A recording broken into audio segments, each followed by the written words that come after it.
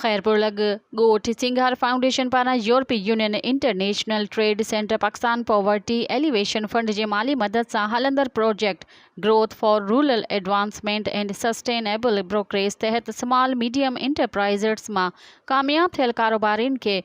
Matching grants तहत पहिरें मरहले में सूफ़ी ट्रेडर्स जे अर्जुन मिल खे 3 करोड़ जी मिलियल मैचिंग ग्रांट्स तहत कारकुन मां खोखड़ी जुदा करे कारकुन जी क्वालिटी खे बहितर बनाइण, ख़राब ऐं जीत लॻल कारकुन खे अलॻि करण, घटि मयारी वार क्वालिटी खे अलॻि करे आलमी मयार मुताबिक़ कारकुन जी क्वालिटी बणाए मुख़्तलिफ़ मुल्कनि में विकिरो करण लाइ जोड़ायल हाल वारी स्कीम में न्यू लाल शहबाज़ ट्रेडर्स जे प्रदीप कुमार खे 3 करोड़ जी मिलियल मैचिंग ग्रांट तहत कारकुन जे मयार खे डिघे मुदे ताईं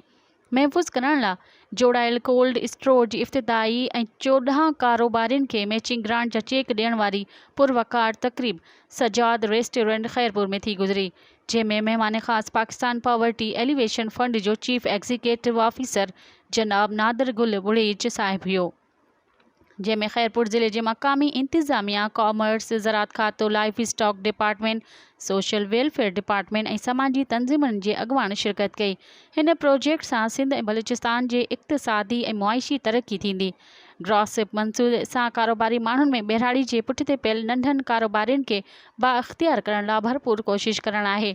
ॻोठ सिंघार फाउंडेशन जे चीफ एग्जीक्यूटिव मोहम्मद नज़ीर अहमद उॼण आयल सभिनी महिमाननि जी आज्ञा कई ऐं सिंध जी सूखड़ी अजरक ओढाया। वली मोहम्मद बोज़दार, प्रोजेक्ट मैनेजर अब्दुल करीम अबड़ो, सहाफ़ी अब्दुल सत्तार मेहराणी, वसीम घुमरो, सहाफ़ी सैयद मुख्तियार शाह, शहरबानू शर, ज़ुल्फ़कार फुलपोटो ऐं ॿिया मौजूद हुआ।